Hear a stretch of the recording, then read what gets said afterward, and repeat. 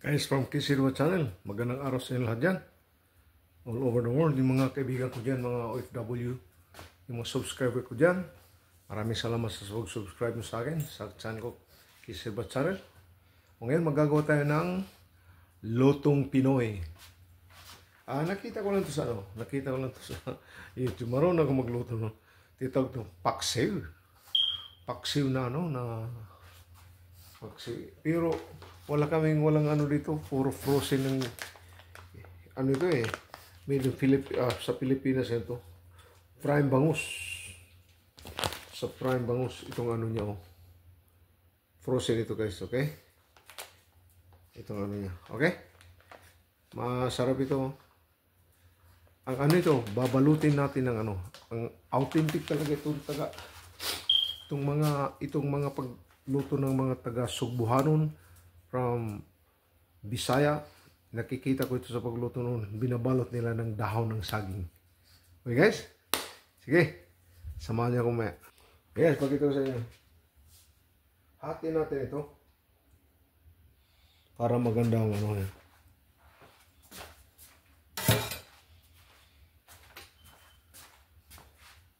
Shout out na lahat guys. Yung mga ano ko dyan, mga subscriber ko. Kasi yan na.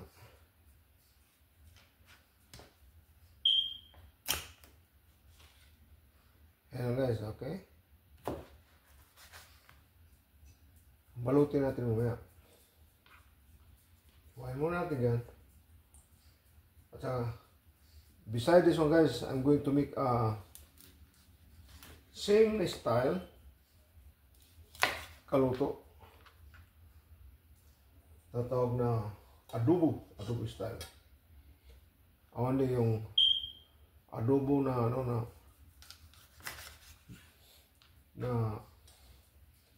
gagamitin natin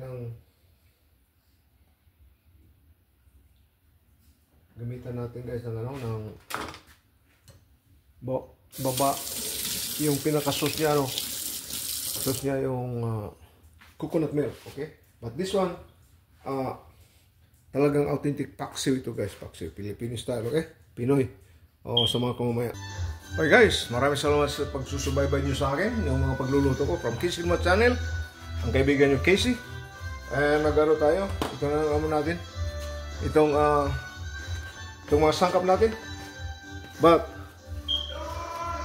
I'm going to cook only just one serving because I have to make so many project of this milkfish.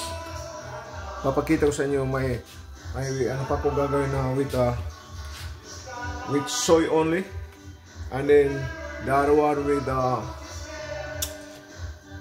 a coconut milk. Depende kung anong abot sa kong mga ideya ko para i-share ko sa inyo. Itong i-share ko sa inyo, ang paksiw binalot ng dahon ng saging. Okay guys, ito na. Sangkap natin. Ibabalot natin .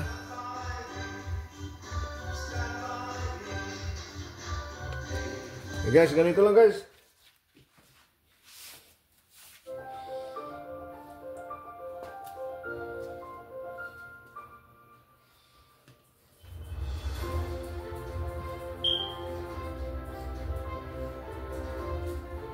Simple lang guys, simple lang, okay? Ganito lang. Tapos, ganyan lang guys simple lang to. Kung may mga bisita ka guys, may mga restaurant kayo na gusto niyo unique na pagluto para naman pag-inganya ng to attract yung customer niyo. Ito na guys, lalagyan natin ganyan lang guys . The next one, ano natin itong ulo.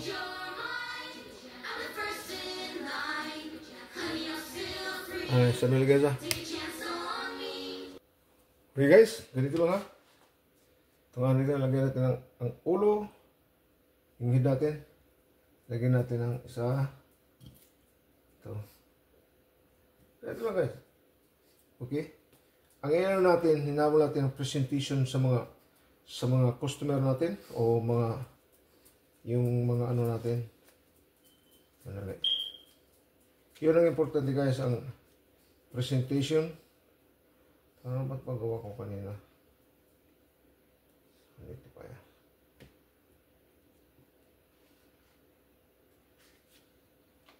Okay guys, ganito lang guys ha. Tapos, isa pa. Ano tayo? Simple lang guys. Napaka-simple lang ito na ano natin. Isa. Ito like ginger, onion, and garlic.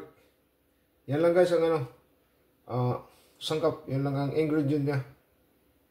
Okay guys. Ito lang.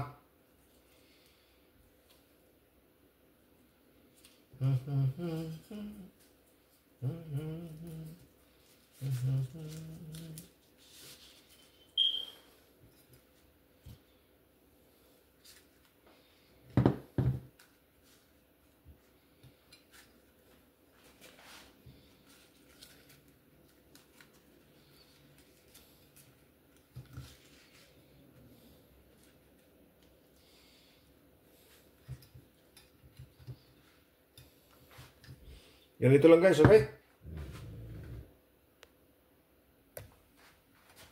Ganito guys. Lagyan natin ng pepper.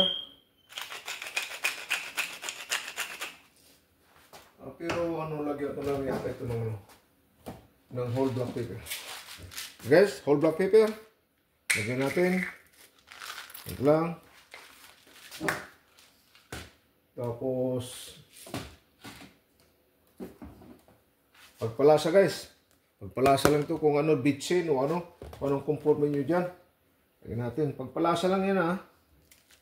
Lagyan ko ng base. Palasa lang yan. Tapos lagyan natin ng bay leaf. Tawag to laurel. Laurel. Isa lang.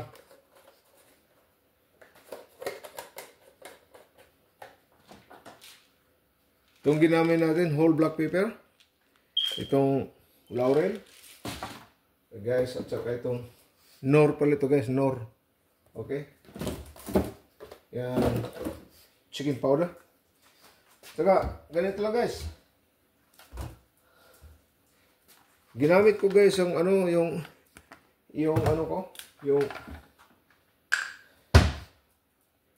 you can use guys, makagamit kayo ng regular lang vinegar. Ganito lang ha.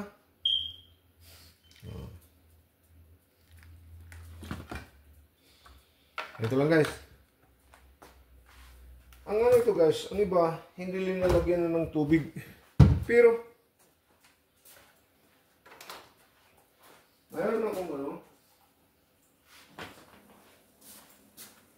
lagyan na natin konting water guys, mga 3 scoop at 3 tablespoon. Ito na guys, okay? Ulit pakita ko sa inyo mga ito na guys. Pakita ko sa inyo natin.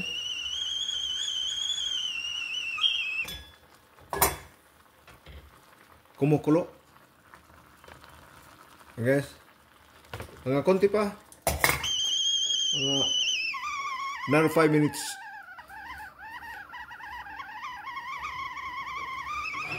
Guys, luto na guys.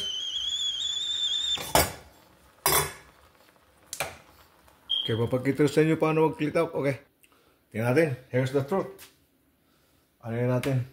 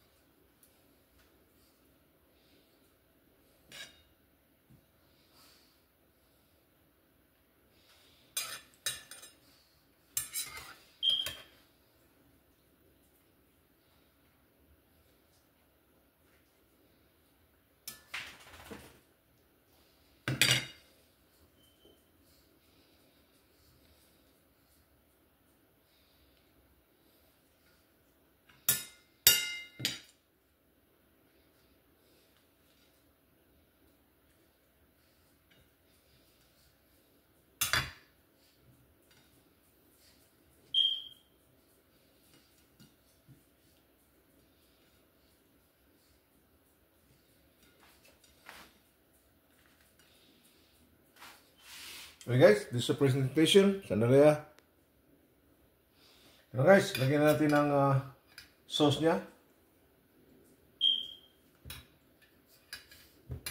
Hindi to, parang like to semi-dry like to guys, paksi.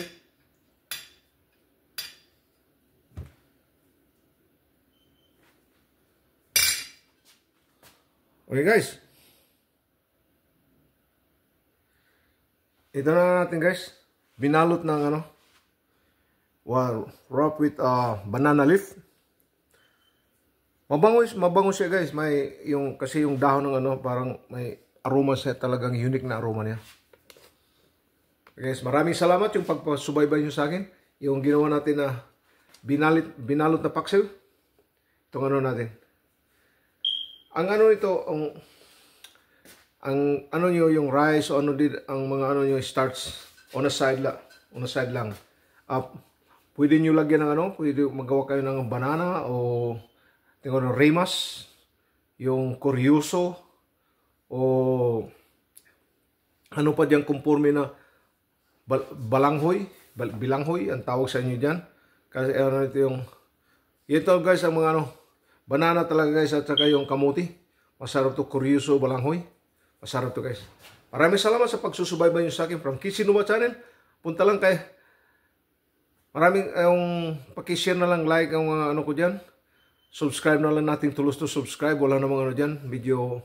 Magtutulungan lang tayo. Yung mga vloggers ko, mga co-vloggers ko dyan, na lang. Basta nakikita ko sa inyo mga pagluluto nyo dyan, nagsusubscribe din ako, kaya gusto ko matuto yung yung mga style, okay guys? Kung gusto may mga komentaryo kayo, mga comments, just comments in my section, and then sasagutin ko yan para kung may mga suggestion kayo kung anong style, kung gusto yung wala hindi to masyado ang sauce niya on the side ang sauce niya. Para hindi basta kay para makita talaga kung ang niya, yung talagang beauty niya ng binalot mo na Okay guys, hanggang dito lang muna ako from Kitchenuma Channel. This is Casey.